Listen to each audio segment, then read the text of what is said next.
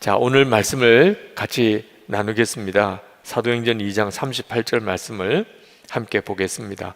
사도행전 2장 38절입니다. 함께 읽습니다.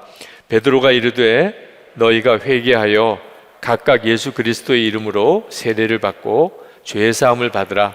그리하면 성령의 선물을 받으리니. 아멘. 교회에 어려운 시험이 생기고 그때마다 늘 느끼는 것이 예수님께서 우리와 함께 계시다는 것을 참 믿기 어려워하신다 하는 것이 매번 마음에 참 아프게 느껴집니다. 우리가 예수님을 믿는 사람인데 우리 안에 계시다고 그렇게 믿는데도 막상 가정에 어려움이 생기고 교회에 어려움이 생기면 전혀 주님을 의식하지 못해요. 옳은 이야기, 바른 이야기를 하는데도 중요한 것은 분위기인 거예요. 예수님이 함께 계시는 것을 진짜 의식하고 무슨 말이든지 하고 무슨 행동이든지 하는지, 주님을 전혀 의식하지 못하고 말하고 행동하는지, 거기에 따라서 가정도 교회도 주님이 놀랍게 회복시키시고 전혀 주님의 역사하심이 드러나지 않고 차이가 나타나게 됩니다. 우리는 예수를 믿었으면 우리 안에 다 성령 하나님이 임하십니다. 우리가 이렇게 교회를 나오고 또 이렇게 기도 모임에 오는 이 모든 일이 사실은 다 성령의 역사입니다. 그런데도 우리 안에 성령님이 계시다는 것에 대해서 아주 명확한 믿음을 가지고 성령님께 반응하지 못하는 분들이 상당히 많습니다. 우리가 우리 자신의 외모, 또 가지고 있는 재산, 또는 개인적인 능력, 그런 거에 대해서 굉장히 사실 영향을 많이 받습니다. 젊은 분들은 더 그렇죠. 나이가 많은 분들도 나이가 들면 더 가지고 있는 돈이나 또는 육신의 어떤 건강 상태에 삶의 질이 완전히 달라지죠. 그런데 성경은 우리는 어쩔 수 없이 질그릇이라고 이야기를 합니다. 우리 스스로가 부인할 수 없죠. 깨지기 쉬운 질그릇입니다. 한번 잘못 넘어지면 정말 오래 그로 인해서 어려움을 겪죠. 진짜 깨지기 쉬운 그릇입니다. 근데 그런 질그릇 같은 그 모습을 가지고 어떤 사람은 자랑하고 어떤 사람은 깊은 열등감에 빠지는 거예요. 하나님이 우리를 구원하시고 우리에게 주신 참 놀라운 축복이, 그런 질그릇인 우리 안에 보배이신 예수 그리스도가 계시다고 말씀합니다. 그 보배이신 예수 그리스도 때문에 내가 질그릇인 것조차 잊어버리게 될 정도예요. 질그릇이면 어때요? 내 안에 보배가 있는데. 그렇죠? 여러분, 옛날 분들 그 무슨 집 사고 팔 때, 땅 사고 팔 때 그 돈 어떻게 가지고 다니셨어요? 다 신문지에 말아 다녔습니다. 그런 기억 나세요? 그때 당시는 포장지가 신문지밖에 없었으니까. 신문지면 어때요? 그 속에 돈덩어리가, 돈 뭉치가 있으면 그것으로 충분하지요. 그렇죠? 신문지로 쌌든 고급 포장지로 쌌든 중요한 건 그 속에 있는 내용이잖아요. 우리가 그렇다니까요. 우리가 질그릇 같아도 우리 안에 보배이신 예수님이 계세요. 성령님으로 예수님이 우리 안에 거하시는 겁니다. 이 사실을 진짜 믿으면 더 이상 이제 질그릇 탓을 안 하게 됩니다. 내가 이런 사람이다 저런 사람이다 자랑할 것도 없고 열등감 가질 것도 없어요. 내 안에 계신 예수님이 너무 귀하니까, 하나님이 내 안에 거하시니까 그게 너무 놀라운 일이죠. 내 안에 계신 성령의 역사를 자꾸 주목하게 되면 점점점 성령의 충만함을 얻게 됩니다. 오늘도 여러분 이렇게 성령 집회 오셨는데 내가 성령님 때문에 찬양을 하고 있구나, 내가 성령님 때문에 이렇게 말씀의 은혜를 받는구나, 내가 성령님 때문에 이렇게 오늘도 교회를 나와서 기도를 하는구나. 물론 여러분의 오늘 지금 피곤을 느끼는 거, 여러분의 육신적인 상태, 여러분의 요즘의 경제적인 형편 다 다르시겠지만, 그러나 중요한 것은 성령께서 오늘도 기도하는 자리에 나오게 하시고, 오늘도 말씀의 은혜를 받게 하시고, 오늘도 기도할 때 마음이 뜨거워지게도 하시고, 그래서 그 성령님의 역사하심에 대해서 계속 주목하게 되면, 그러면 그 성령의 역사는 점점 충만해지게 됩니다. 성령의 충만은 그렇게 오는 거예요. 그런데 성령님께서 그렇게 역사하시는데도 성령님의 역사에 대해서 전혀 관심이 없는 거. 찬양을 불러도 찬양팀이 잘하나 못하나 그것만 불러. 오늘은 몇 명 섰네, 지난주에는 몇 명 섰더니 오늘은 한 명이 어디 갔나, 뭐 계속 엉뚱한 생각만 하는 겁니다. 찬양팀은 언제가 저렇게 마스크 쓰고 있어야 돼? 뭐 그 별일도 아닌 걸 가지고 계속 그 점만 주목하는 거예요. 오늘 찬양하시는 강찬 목사님, 저분은 어떻고, 오늘 말씀을 전하는 목사님은 어떻고. 지금 중요한 문제는 그 모든 일들이 성령에 의해서 되어지는 일이라는 거예요. 그 점은 다 잊어버리고 쓸데없는 데만 다 신경이 쓰이고, 그러면 성령의 역사 가운데 살면서도 그는 전혀 성령과 상관없이 살아요. 그러니까 성령을 모시고 살고도 여전히 육신에 끌려 사는 겁니다.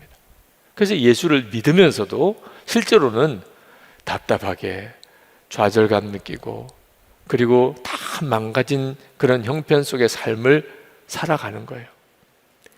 어느 목사님 한 분과 요즘에 계속 영적으로 이렇게 기도 제목을 나누고 교제하는 목사님이 계십니다. 참 갈급한 문제를 가지고 계세요. 그 목사님은 고등학교 다닐 때, 내가 결혼하면 절대로 나는 내 색시랑은 안 싸우고 살 거야. 그래서 그 친구한테 그 이야기를 했대요. 나 결혼하면 절대로 부부싸움은 안 할 거야. 그래가지고 놀림을 엄청 받았대. 야, 넌 벌써부터 결혼 생각을 하냐. 뭐 다들 생각해도 그런 말을 이렇게 꺼내는 것에 대해서 굉장히 쑥스러워하던 그때 그 시절이니까 신혼여행을 갔었대요. 신혼여행을 가서 이제 택시를 타고 가는데 운전기사님한테 뒤에서 우리는 절대로 안 싸우고 살 거예요. 그래가지고 운전기사가 차를 멈췄대. 당신 같은 사람 처음 본다. 그러면서 악수하자고까지 할 정도로. 그렇게 정말 자기는 결혼하고 절대로 나는 내 아내와 안 싸우고 부부싸움 안 하고 그렇게 살 거야. 그랬는데 정말 15개월 동안, 결혼하고 15개월 동안 한 번도 아내에게 화를 내거나 소리를 지른 적도 없었다. 근데 그 사모님은 결혼하고 얼마 안 돼서부터 그렇게 소리를 지르고 막 야단을 치고 그러더래요. 그래도 하나도 화가 안 나더래. 그래서 왜 그렇게 화를 내세요? 저는 이렇고 후는 이렇고 차근차근 이야기하면 내가 다 설명을 해줄 텐데 왜 화부터 내고 그러세요? 그렇게 아내가 화를 내도 그렇게밖에는 대답이 안 나오더래요. 화가 안 나니까. 근데 15개월 딱 되는 때 아내가 막 무슨 문제로 화를 내는데 자기도 갑자기 화가 버럭 나더래요. 그날부터 화문이 열렸다는. 그전에는 그렇게 화를 내려고 해도 화도 안 나고 그러더니 그때부터는 저절로 막 화가 나더래. 화가 나는데 절제가 안 되는 거야. 이제는 절제가. 그래서 20년 동안 아내에게, 아이들에게 엄청나게 화를 내고 소리 지르고 그렇게 사셨대요. 근데 최근 한 1년 동안 사모님이 집을 나가셨어요. 지금 별거 상태로 지냅니다. 거의 이혼 상태로 지내세요. 그 문제 때문에 아픔을 이야기하시고 기도 제목도 이야기하시고, 그 목사님 이야기가 고등학교 다닐 때는 그냥 결심만 하면 되는 줄 알았대요. 나는 결혼하면 내 아내랑 절대로 안 싸우고 살 거야. 그렇게 결심만 하면 되는 건 줄 알았대요. 그리고 화가 나도 안 내면 되지. 절제하면 되지. 그게 노력하면 되는 줄 알았대. 근데 막상 살아보니까 이게 도무지 해결 안 되는 문제들이에요. 막 화가 나는데, 미워지는데 자기로서는 도무지 걷잡을 수가 없는 문제들이에요. 이걸 어떻게 하면 해결하나? 도대체 이거 어떻게 다스릴 수 있나? 그러다가 예수님을 바라보시라. 24시간 주님 바라보라. 그 말씀을 생명처럼 붙잡았대요. 아, 이 길밖에 없겠구나. 내가 주님을 바라보지 못하고 사니까 화를 통제가 안 되는 거예요. 내가 주님 바라보면 내가 더 이상 감정이 휘둘리지 않지 않겠나. 그래서 감사하게도 화가 나는 것에 대해서 이제는 절제가 된다는 거예요. 주님이 의식이 되기 시작하니까 이제는 어떤 화를 내거나 소리 지르거나 그런 점에 대한 절제가 되는 거예요. 근데 사모님의 마음이 안 돌아서는 거예요. 돌아오기를 기다리고 지금도 그냥 돌아오기만 하면 모든 허물 다 자기가 아무것도 아닌 것처럼 다 받아들일 마음은 있는데 돌아오지 못하시고 계시다. 혹시 이 설교 들으시고 계시면 돌아가세요. 네. 제 설교를 이따금 들으신다고 들었습니다. 하여튼 그런 마음이시라는 거예요. 그러면서 이 일은 정말 성령의 역사로만 되는 거구나. 성령의 역사로만 되는 거구나. 그런 마음의 간절한 갈망을 가지고 계세요. 지금도 많은 분들이 성령의 역사하심에 대한 그런 갈망을 가지고 계십니다. 이래도 안 되고 저래도 안 되고 노력해서 되고 결심해서 되는 게 아니구나. 인생은 그렇게 사는 게 아니구나. 부부 사이도 자녀 하나 기르는 것도 이게 노력해서 연구해서 되는 일이 아니구나. 성령께서 역사해 주셔야 되는 거구나. 이 성령의 역사하심이 이제는 필요하다. 성령님만이 내 문제를 해결하실 수 있다. 이 점을 깨달은 사람, 이 사람이 영적인 갈망을 가진 사람입니다. 지금 우리에게 이것이 너무너무 필요해요. 우리가 정말 성령에 대해서 갈망을 가지면 그러면 반드시 성령님이 우리 가운데 충만하게 역사하세요.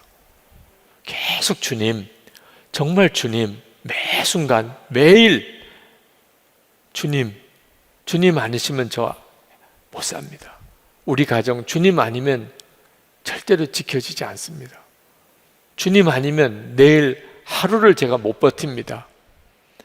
그러면 반드시 주님이 약속하셨어요. 그러면 성령의 충만함 가운데 우리를 축복하실 것이라. 요한복음 7장 37절에 명절 끝날 곧 큰 날에 예수께서 서서 외쳐 이르시되 누구든지 목마르거든 내게로 와서 마시라. 이 목마르거든이 핵심입니다. 주님, 제가 지금 너무 목마릅니다. 지금 여러분 만약에 며칠 물 한 모금 마시지 못했어요. 그러면 어느 정도의 목마름일지 대략 그냥 상상으로 생각해 보세요. 근데 육신이 아니고 내 영이 그렇다는 거예요. 성령님에 대해서 모르는 바는 아니에요. 예수를 믿는 것 자체가 이미 성령의 역사니까. 그렇지만 성령에 충만하다고는 말할 수가 없어요. 우리의 집안 형편도 내 개인적인 형편도 이건 성령의 충만함이라고 말할 수가 없어요. 주여 저에게도 성령의 충만함을 주세요. 그러면 반드시 누구든지 목마르거든 내게 와서 마시라. 주님은 그렇게 해주시겠다는 거예요. 이사야 44장 3절에 보면 나는 목마른 자에게 물을 주며 마른 땅에 시내가 흐르게 하며 나의 영을 내 자손에게 나의 복을 내 후손에게 부어주리니. 하나님은 정말 그렇게 하고 싶어 하세요. 목마른 자면 성령의 역사하심에 대해서 갈급하면 그러면 반드시 주님은 마시게 해주겠다는 거예요. 문제는 많은 그리스도인들이 이 성령의 충만함에 대한 갈망이 없다는 데 문제가 있어요. 왜 그럴까요? 저도 고민이에요. 왜 성도들에게 성령의 충만함에 대한 갈망이 있으면 반드시 주님이 마시게 해주시겠다. 성령의 충만함에 대한 갈망이 있는 사람은 다 성령의 충만함을 받는다는 거예요. 근데 못 받는 분들이 많은 거 보면 성령에 대한 충만함에 대한 갈망이 없다는 거예요. 저는 그렇게 마음에 느껴져요. 성령의 충만함이 있는 성도가 너무 적으니까, 그러니까 성령에 충만한 사람을 거의 못 보고 사는 거예요. 그러니까 성령 충만하지 않는 성도가 정상인 거예요. 그런 사람들이니까 거의 대부분 다. 성령에 충만한 사람을 보는 것은 아주 희귀한 일이 되어버렸어요. 자, 여러분의 가족이나 친척 중에, 또는 여러분이 속해 있는 교회 공동체, 속회나 또는 선교회나 여러 섬기는 사역팀 안에, 또는 여러분의 직장이나 일터 주변에서 정말 성령에 충만한 사람이 얼마나 되나요? 누구를 꼽을 수 있나요? 참 찾아보기 어려워요. 그래서 우리 안에 성령의 충만함에 대한 갈망이 없는 거예요. 다 성령에 충만한데 나만 성령 충만하지 못해요. 그러면 그 사람은 견딜 수 없을 거예요. 왜 나에게는 성령의 충만함이 없을까? 그런데 성령 충만하지 않은 사람이 너무 많은 겁니다. 그래서 자기도 성령의 충만함을 받아야 되겠다는 마음이 너무 약한 거예요. 목마름이 없는 거죠. 성령 충만함 못 받으면 뭐 다음 주에 주시나 봐, 다음 달에 주시려나 봐. 그렇죠? 성령의 충만함을 오늘 밤에 실제로 경험이 안 되는데도 그냥 시간 되면 가잖아요. 목마름이 아닌 거예요. 네. 오늘도 주시려나? 아유, 오늘도 역시나구나. 그냥 그렇게 가는 거예요. 왜? 그게 자연스러웠으니까. 성령의 충만함에 대한 마음의 갈망이 우리를 성령의 충만함으로 이끄는데 가장 중요한 것이 성령 충만한 사람이 너무 드물게 되었다는 거죠. 이게 바로 저의 마음의 안타까움이에요. 이게 부흥이 사라진 시대의 고통입니다. 하나님께서 우리 가운데 성령의 충만한 역사들이 계속 일어나게 하시면, 그러면 성령의 충만한 역사는 급속도로 커지기 시작해요. 선한목자교회 우리 각 교구별로, 지역별로, 속회별로 성령의 충만한 사람이 한 분씩 이렇게 나오기 시작하면, 그러면 금방 전체가 뜨거워지기 시작해요. 저는 여러분들이 그 중에 그 불씨 역할을 할 수 있게 되기를 축복합니다. 오늘 하나님 앞에, 하나님, 제 주변에는 성령에 충만한 사람이 별로 눈에 안 띄입니다. 주님, 그렇지만 저를 불씨로 사용해 주세요. 저를 보고 우리 가족들이, 친척들이, 저를 보고 우리 교우들이, 직장 동료들이, 이웃 사람들이 성령의 충만함을 나도 주세요. 이런 기도가 나오게 해주세요. 저는 어릴 때 목사 아들로 자라서 목사가 됐지만 사실 성령의 충만한 체험을 어릴 때 해보지를 못했어요. 교회에서 겪는 일들로 인해서 마음에 여러 가지 힘들고 어려운 일이 많았기 때문에 저는 교회 생활이 편안하지가 않았습니다. 아예 교회 바깥에 있으면서 주일이면 또는 뭐 성경 공부하는 시간에나 또는 뭐 수련회나 또는 뭐 부흥회나 그렇게 이렇게 교회를 왔으면 혹시 은혜에 대한 갈망이 일어났을지도 모르겠어요. 항상 교회에서 살았습니다. 그러다 보니까 그 교회 안에 일어나는 여러 가지 크고 작은 시험들, 다툼들, 싸움들 늘 교회 안에서 보고 자랐어요. 제 마음속에 이런 은혜에 대한 어떤 뜨거운 갈망이 딱 트여질 수가 없었어요. 그런데도, 그런 가운데도 제 어린 시절에 그 한국교회 부흥의 끝자락입니다. 1960년대, 70년대 그때 정말 기도 많이 하는 분들이 있었어요. 그때는 이분을 보면 불이다 그렇게 느껴지는 그런 분들을 어릴 때 본 기억들이 있어요. 그래서 제 마음속에는 하나님, 저에게도 그런 성령의 뜨거운 역사를 저에게도 허락해 주십시오. 그런 마음이 제 속에 두 마음이 있어요. 하나는 교회에 대한 상처와 또 하나는 은혜에 대한 갈망이. 물론 뭐 제 어린 시절에 기도원에도 가고 산상송회도 하고 그리고 뭐 교회에서 부흥회도 하고 그 목사 아들이니까 뭐 어떻게 해요? 부흥회도 참석하고 수련회도 가고 다 갔죠. 근데 뭐 워낙 어린애니까 말씀의 은혜를 받고 뭐 기도를 뜨겁게 하고 하기보다는 다 부흥회 할 때, 집회할 때 그냥 옆에서 자는 거예요. 네. 그 잠결에 들은 거죠. 잠결에 방언하는 소리, 잠결에 막 통곡하는 소리, 이만한 예배당, 기도원의 예배당 안에 뭐 기도회를 누가 인도하고 찬송을 인도하지 않아도 여기저기서 찬송하는 소리, 기도하는 소리 밤새도록 그렇게 들리면서 그렇게 잠을 자면서 또 깨어보면 또 기도 소리 들리고 또 잠에 빠지고 그랬던 그 성령의 역사에 대한 갈망이 제 속에 있어요. 저는 그 역사가 이 성령 집회 때마다 경험되어지면 좋겠고 그래서 은혜의 갈급함이 여기서 다시 눈이 뜨이게 되기를 원해요. 혹시 여러분 주변에 그런 증인이 없다 하더라도 성경을 읽어보면 와, 예수 믿는 건 이런 거구나. 예수를 믿으면 이런 역사가 있는 거구나. 성경을 읽어보면 또 속에서 성령의 역사에 대한 갈망이 확 일어나요. 내 현실하고 너무 달라. 그런데 성경이니까 이게 옳잖아요. 나는 경험을 못하고 있지만 하나님, 이 말씀이 내게도 경험되게 해주세요. 그래서 말씀 기도회를 하는 거라니까. 다음 주간에 여러분, 또 여러분이 혹시 좀 관심을 가지고 이 부흥의 시대 때 하나님의 쓰셨던 사람들의 그 기록들을 읽어보면 마음이 확 뜨거워져요.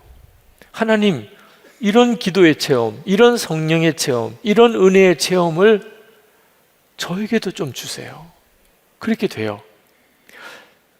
한국교회 성령의 역사가 굉장히 강하게 임했을 때 그 아주 유명한 부흥사였던 박장원 목사님, 이분은 여러분도 잘 아시는 박보영 목사님의 부친이세요. 그 박장원 목사님이 쓰신 글입니다. 이상합니다. 웬 힘이, 웬 불이, 웬 능력이 그리도 많은지 미처 몰랐습니다. 지구를 회전시킬 것 같은 능력이 어디서 일어나서 나를 정복하고 무릎을 꿇게 하는지 도저히 알 수가 없습니다. 웬일입니까? 제 안에서 원자의 불같이, 핵의 불같이 마구 붙습니다. 무쇠 덩어리도 녹일 듯한 그의 강하신 불이 나를 태우기에 내가 또한 소리칩니다. 참으로 신기합니다. 소멸의 불같이 밤새도록 타올라서 모두 타서 없어졌을 것 같은데 동이 트면서 나를 살펴보면 나는 여전히 존재합니다. 영과 육이 하나 되어 주님을 찬양하고 있는 나, 겸손히 무릎 꿇고 흐느끼는 나, 영혼 저 깊숙한 곳에서 주여 하는 나만이 남아 있습니다. 죄악된 것은 밤새 다 타버렸나 봅니다. 필요 없는 것은 몽땅 타서 제가 되어 날아가 버린 모양입니다. 이상한 기쁨이 나를 덮습니다. 은혜의 물결이 파도같이 밀려옴을 느낍니다. 그가 기도하면 나도 기도하고 그가 찬송하면 나도 찬송하게 되는데 피곤할 것 같은데 피곤치가 않습니다. 병들 것 같은데 더욱 샘솟듯 하는 새 힘이 생깁니다. 그러나 괴로울 때도 있습니다.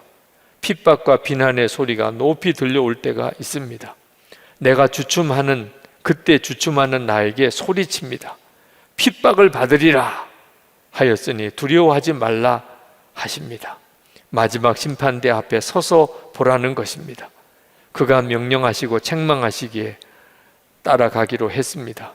이 밤도 벌써 환히 밝아옵니다. 동이 트나 봅니다. 신령한 그날, 주님의 재림의 그날도 이토록 동이 트고 환히 밝아오기를 기다려집니다. 여러분, 이 한국에 성령의 역사하심이 굉장히 강하게 임했던 그때에 정말 불과 같이 사역하셨던 부흥사 목사님, 그분이 성령을 체험하시고 밤새도록 기도하셨던 그때의 그 기록이에요.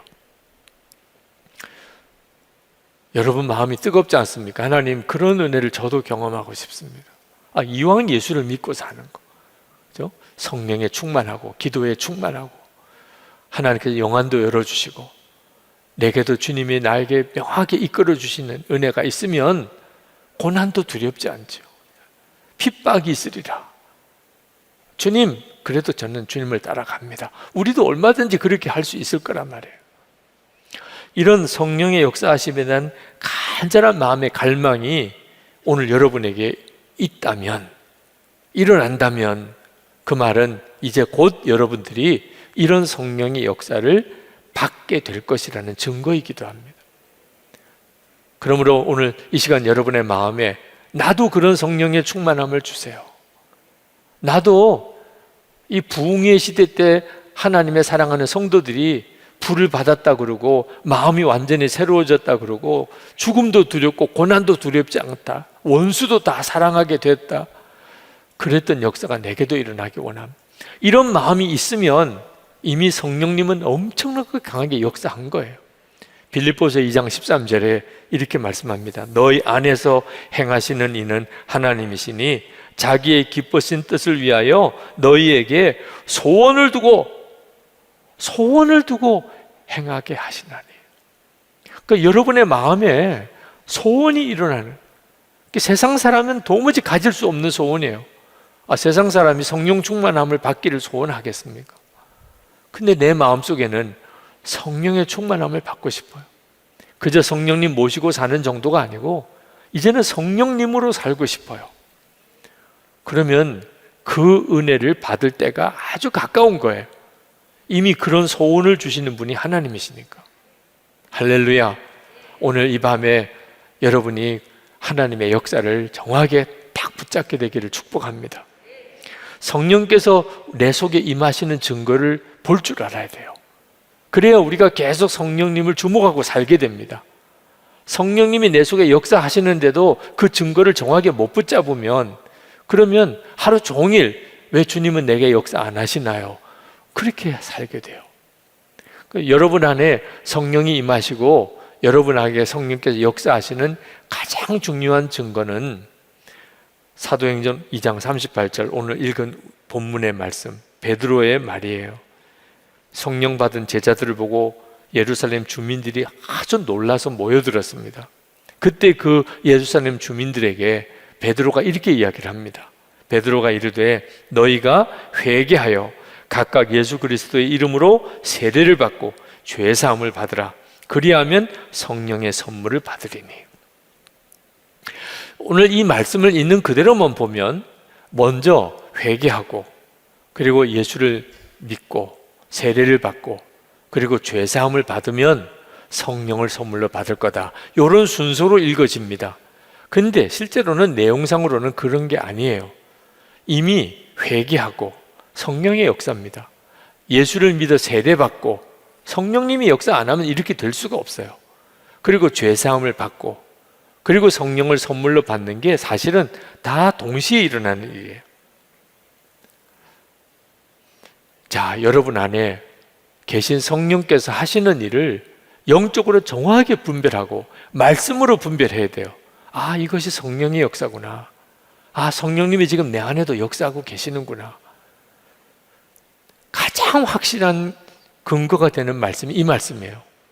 예언을 하고 방언을 하고 능력이 나타나고 은사가 나타나고, 그래도 아직 그게 진짜 성령의 역사라고 단정하기 어려워요. 이단도 아주 악한 영의 역사도 그런 기사와 이적은 많이 나타나요. 그러니까 그것만 보고는 성령의 역사인지 아닌지 구분하기 어려워요. 은사가 나타나고 기적이 나타나고 능력이 나타나도 중요한 것은 죄를 회개하고 예수님 신앙 고백 분명하고 나의 구주라고 고백이 되어 세례받고, 이 두 가지가 핵심입니다. 그리고 그 다음에 은사도 능력도 있는 거예요. 만약에 이 점이 분명치 않다면 그의 삶은 아직도 성령의 역사라고 말하기가 어렵습니다. 가장 중요한 성령의 역사는 회개의 역사예요. 회개의 역사라는 말은 무슨 뜻이냐? 전에는 전혀 죄라고 생각을 안 하고 살았어요. 전에는 뭐 사람은 이렇게 사는 거지 뭐. 누구나 다 이렇게 사는 거지 뭐. 마음에 특별하게 죄책감을 느끼거나 애통함을 느끼거나 두려움을 느끼거나 그런 게 없었어요. 그런데 어느 순간에 갑자기 마음에 엄청난 죄에 대한 자각이 일어나는 거예요. 예를 들면 베드로가 예수님을 처음 만났을 때, 그때 베드로는 주님 명령대로 오른쪽에 그물을 던지고 고기를 엄청나게 잡은 날입니다. 자, 그랬는데 갑자기 베드로는 그 잡은 고기 다 내버려 두고 예수님께 달려와서 겉옷을 벗고 무릎을 꿇고 나를 떠나소서, 나는 죄인이로소이다. 갑자기 좀 황당한 고백을 하는 거죠. 자, 이런 경우를 회개의 역사가 일어났다고 말하는 거예요. 저도 회심을 체험할 때 그날 저에게 특별하게 무슨 죄를 많이 지은 일이 없어요. 저는 훈련 받다가 그만 고관절이 부러지는 중상을 입고 군인병원 수술실로 응급으로 후송이 된 날입니다. 그게 무슨 죄라고 할 수 있나요? 그런데 그날 밤에 하나님께서 저에게 엄청난 죄책감을 갖게 하셨어요. 가장 중요한 죄가 하나님보다도 아버지를 더 찾았던 거. 너 진짜 하나님 믿냐? 그때부터 시작해서 내가 하나님 앞에 말할 수 없는 죄인이구나. 그 죄에 대한 두려움, 그 죄로 인한 너무나 부끄러움, 애통함, 밤을 새다시피 기도했어요. 이런 역사가 성령으로 인한 회개의 역사예요. 전에는 아무렇지도 않았던 게 갑자기 마음에 죄책감으로 느껴져요. 내가 이렇게 살면 안 되겠다. 여러분 중에 오늘 밤에도 내가 이렇게 살면 안 되는데, 성령께서 여러분의 마음에 지금까지 계속 역사하신 것이 있어요. 불성실하게 사는 건 아니에요. 단 하나, 기도 제대로 못한 거, 하나님의 말씀 제대로 안 읽은 거, 말씀에 순종 안 한 거. 세상에서는 그게 무슨 죄인가요? 무슨 형사들이 찾아오나요? 뭐 검찰청에 가서 무슨 조서를 써야 되나요? 그런데 갑자기 살인 강도를 저지른 것보다 더 무서운 죄를 내가 짓고 있구나. 이건 성령님만이 하실 수 있는 일. 이런 회개의 역사가, 이게 성령의 역사구나. 그러니까 지금 현재 여러분 안에 성령님이 역사하는지 안 하시는지는 여러분 안에 죄에 대한 여러분의 자각, 회개케 하는 역사. 오늘도 우리가 보혈 찬송을 부르고 첫 번째가 죄의 권세에서 노임받기를 기도했잖아요. 근데 내가 지금 그 은혜가 필요하다, 이런 마음이 드는 것이 전적으로 성령의 역사인 거예요. 그리고 그 정도에서 끝나는 게 아니고 내가 지은 죄를 공개적으로 자백하는 겁니다. 내가 이런 죄인입니다, 이렇게 공개적으로 자백하게 되는 일이에요. 물론 죄를 공개적으로 자백하는 일은 이게 양면의 문제가 있어요. 절대로 죄는 공개적으로 자백해야 된다고 다른 사람을 부추기거나 또는 누구에게 강요해서는 안 됩니다. 그건 미혹이에요. 죄는 자백해라, 억지로 죄를 고백하라, 이렇게 나가는 것은 또 다른 문제를 가져오게 됩니다. 그런데 성령의 역사로 그가 어떤 창피한 일을 당할지라도 성령께서 나로 죄를 자백하게 하신다. 그건 막을 수가 없어요.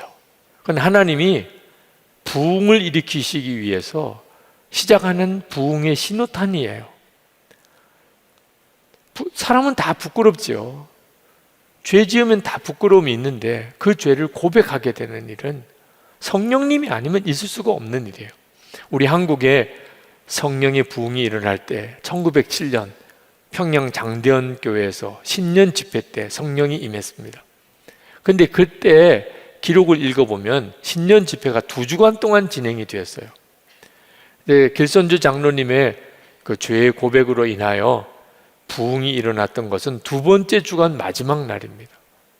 첫 번째 주간에는 블레어 선교사님이라고, 방위량, 한국말로는 방위량 목사님이라고, 그 선교사님이 첫 번째 주간에는 말씀을 전하셨어요. 근데 그 첫 번째 주간에도 벌써 회개의 역사가 일어났다는 기록이 나와 있더라고요. 그 블레어 선교사님의 선교 보고에 그때 1907년 신년 집회 때 첫 주간에 있었던 일에 대한 기록이 나와 있습니다. 이 블레어 선교사님이 첫 집회 때 설교했던 그 성경 본문이 고린도전서 12장 27절입니다. 너희는 그리스도의 몸이요 지체의 각 부분이라. 이 말씀을 가지고 우리가 예수 믿는 한 성도라면 우리는 다 한 몸의 한 지체라는, 그러면서 이 블레어 선교사님이 사냥을 하다가 이 손가락을 하나 다친 일이 있었습니다. 그 손가락이 다친 손가락이 아물 때까지 그 손가락 하나 다친 것 때문에 온 몸이 아팠다는 거예요. 그 예화를 들면서 이게 한 몸의 지체라는 거예요. 우리 중에 어떤 사람이 잘못하면 온 교인이 다 잘못한 거고, 누가 잘했으면 모든 교인이 다 잘한 거지. 우리가 그동안에 교인들 사이에도 당신은 당신, 나는 나, 당신의 잘못은 당신의 잘못이고 나는 아무 책임이 없고, 누가 힘들고 어려워도 나는 전혀 그것 때문에 마음이 아프거나 책임감을 느껴지는 거 없이, 이런 사람들이 어떻게 교인이라고 할 수 있느냐, 이제 이런 내용의 설교를 하신 거죠. 근데 그날 그 말씀을 듣던 우리 교인들이 마음에 굉장한 찔림을 받았습니다. 그동안에 나는 뭐 술 마시고 도적질하고 노름하고 이런 것만 죄인 줄 알았는데, 교인들 서로 사이에 문제가 있는 교인 내가 품어주고, 어려움이 있는 교인 나도 같이 아파하고 도와주고 섬겨주고, 우리가 한 몸이 되지 못한 것이 이게 큰 죄구나. 그걸 이제 목사님의 말씀을 통해서 한국교회 교인들이 너무나 마음에 애통함을 가졌어요. 같은 교인들끼리 그렇게 서로 싸우고 살았어요. 그러면서도 그게 잘못인 줄 몰랐어요. 그리고 이제 기도 시간에 어느 한 분이 너무 마음이 아픈 마음을 가지고 장로님, 기도하는 장로님 옆에 가서 쭈뼛쭈뼛 섰습니다. 근데 옆에서 이제 기도하는 분들이 요즘처럼 이렇게 의자를 하고 예배 드린 게 아니고 다 마루바닥에 기도하던 시절인데, 누가 와서 그 기도하는 장로님 옆에서 무슨 말을 하니까 옆에 기도하는 사람은 다 듣게 될 거 아니겠습니까? 그분이 그 장로님에게 울먹이면서 그렇게 고백을 했어요. 장로님, 용서해 주세요. 저 그동안 장로님 미워하고 있었어요. 그래서 저 장로님에 대해서 나쁜 말 퍼뜨린 적도 있었습니다. 저를 용서해 주세요. 회개의 역사가 일어나기 시작한 거예요. 특히 교인들 사이에 서로 마음이 안 맞고 하나가 안 되는 문제 때문에 그 미워했던 것을 그 장로님 옆에 가서 고백을 한 거죠. 근데 그 장로님이 그랬습니까? 용서하지요. 저도 잘한 게 없는 것 같습니다. 저도 용서해 주세요. 이러면 얼마나 은혜로워요. 그 장로님이 아무 대답을 안 하고 가만히 계시더래요.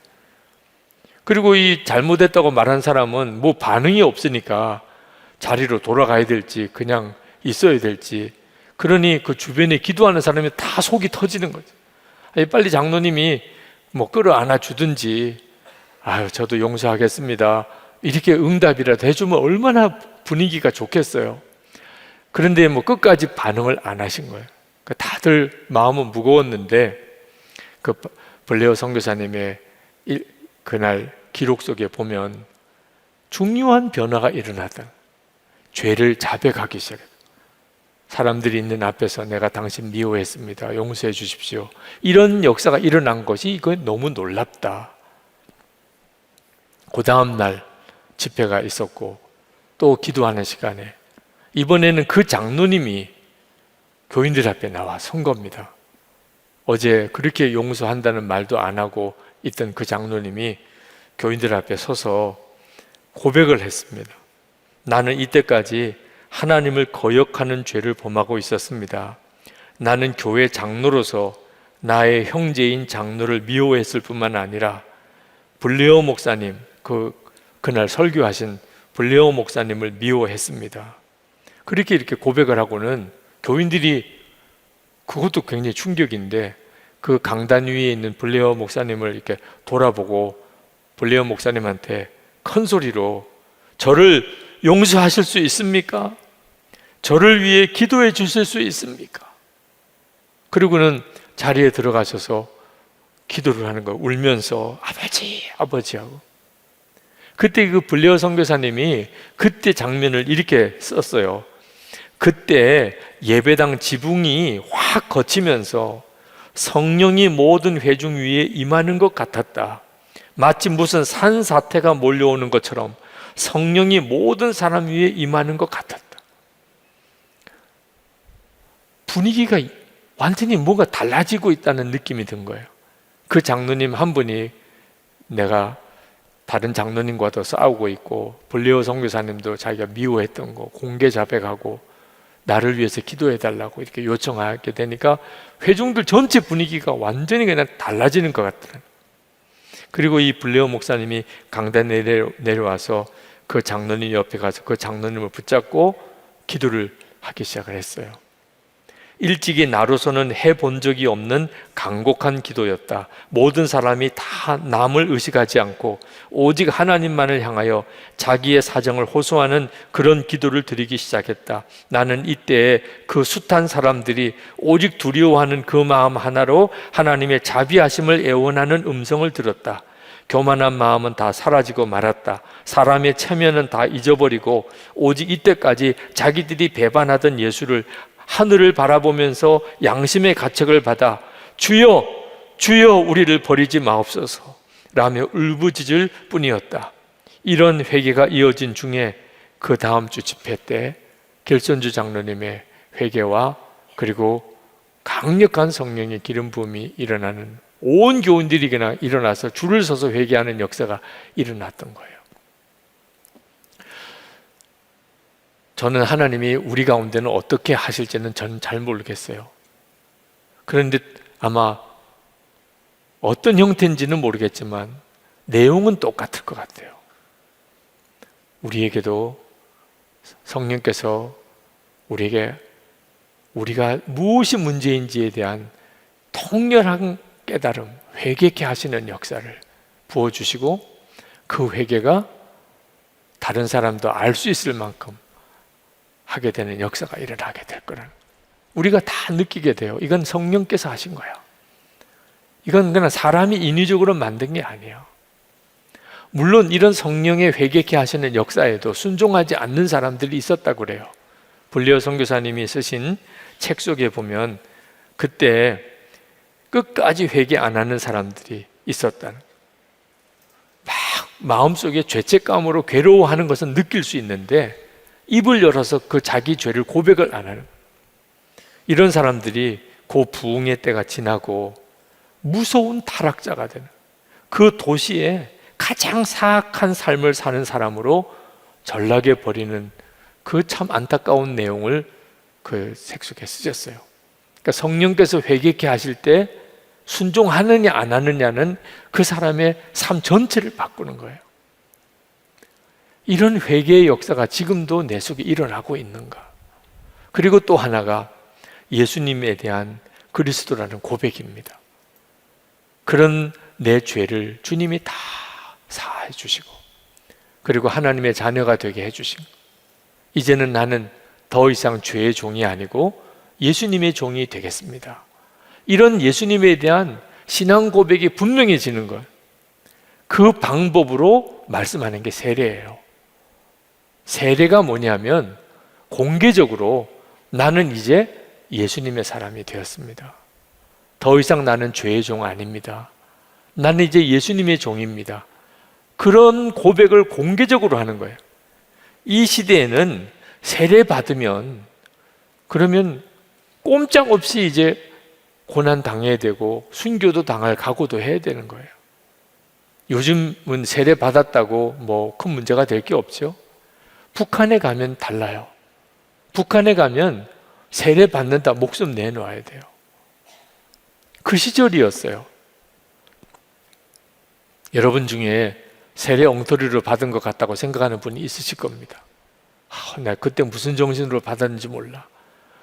남자분들 중에는 초코파이 때문에 세례 받은 분도 있으실 거예요. 초코파이 준다니까 교회 갔다가 세례 받으라 그래서 또 받은 분도 있으실 거예요. 그런데 여러분이 다시 세례 받게 해주세요. 그렇게 찾아오는 분들이 있으세요. 목사님, 저 정말 엉터리로 세례 받았습니다. 세례가 뭔지 알고 난 다음에. 근데 여러분, 다시 세례 받을 필요 없어요. 성부와 성자와 성령으로 세례를 받았다면 그럼 그것으로 충분해요. 중요한 거는 세례 받은 자답게 이제부터 사는 거예요. 세례를 뭐 꼭 다시 받아야 세례 받은 자답게 사는 거 아닙니다. 성부와 성자와 성령으로 세례를 받았어요. 그 자체를 여러분이 이제 진짜 진심으로 받아들여요. 그 말은 무슨 뜻이냐? 이제는 사람들 앞에 공개적으로 나 예수님의 사람입니다. 나는 예수님의 사람. 내 주님은 예수님입니다. 내게는 왕이 계신데 그분은 예수님입니다. 직장에 가서든 이웃 사람에게든 뭐 우연히 만난 어떤 뭐 옆자리에 앉은 사람에게든 자기 소개할 시간이 있으면 저 예수님 사람입니다. 그 사람이 세례받은 사람이에요. 이건 성령님의 역사입니다. 성령님만이 그렇게 하게 만드세요. 내 죄에 대해서 깨닫는 거, 그걸 사람들 앞에 솔직하게 정직하게 고백하는 거, 그리고 예수님이 내 생명이시고 내 주님이신 것을 분명히 믿어지고 그걸 사람들 앞에 시인하는 거, 어떤 손해를 보더라도 이 두 가지가 지금도 여러분 안에 역사하고 계시는 성령님이 증거예요. 존 뉴턴이 노예 상인이었다가 그가 복음 전도자가 됐잖아요. 나이가 많으니까 자기가 했던 말도 잊어버려요. 설교하다가 말이 똑같은 말만 계속 반복해요. 아까 했던 걸 잊어버리고. 그때 그분이 그런 이야기를 해요. 내가 지금 너무 건망증이 심합니다. 내가 무슨 말을 했는지 잊어버릴 때도 많습니다. 그러나 내가 잊어버리지 않는 게 딱 두 가지가 있는데 내가 무서운 죄인이었다는, 그리고 두 번째는 그런 나를 하나님이 사랑하시고 예수님을 통하여 나를 구원해 주셨다는, 이 두 가지만큼은 나는 절대 잊어지지 않습니다. 이 사람이 성령의 사람인 거예요. 내가 말할 수 없는 죄인이었다. 두 번째는 그런 나를 하나님이 너무나 사랑하셔서 독생자 예수 그리스도를 통하여 구원해 주셨다. 이 두 가지를 분명히 믿고, 그리고 그 역사가 여전히 여러분 안에 일어나고 있으면 지금 여러분은 성령의 사람이에요. 그 성령의 역사를 계속 기억하고 또 기억하고 주목하고 또 주목하면 그 다음 단계가 성령의 충만한 단계로 여러분이 다 경험하게 돼요. 그렇게 되기를 정말 소원합니다. 한국 교회 안에 이 성령의 부흥이 일어나야 할 텐데, 저는 여기가 한국 교회사에 성령의 역사가 불이 붙기 시작했던 것이다. 선한목자교회 그 예배당 짓느라고 그렇게 여러 가지로 어렵고 고생이 많더니 그 예배당 안에서 불과 같은 성령의 역사가 일어나기 시작했다더라. 그렇게 기록되어지기를 정말 마음에 소원하는 거예요. 이 건물 짓기 위해서 제 20년 목회를 여기서 마무리한 건 사실은 아무것도 사실 내놓을 게 못 됩니다. 그러고 싶지도 않아요. 오늘 이 시간에 우리 같이 기도하고 여러분 안에 그 분명한 확증을 다시 주님이 붙잡게 해주시기를 바랍니다. 여러분 안에는 이미 강하게 성령님이 역사하고 계세요. 그 성령님의 역사를 따라가시기 바랍니다. 죄를 끊어버리기 위해서는 죄를 깨닫게 해야 되고 그 죄를 고백해야 됩니다. 그리고 예수님이 여러분의 진짜 주인이신 것, 생명이신 많은 사람들 앞에 시인하게 하십니다. 성령께서 어느 자리에서 시인하게 하실지는 성령의 인도를 받으세요. 아이들 앞에서 할 수도 있어요. 옆 이웃집 사람한테 할 수도 있습니다. 내일 직장에 가서 직장 상사에게 할 수도 있어요.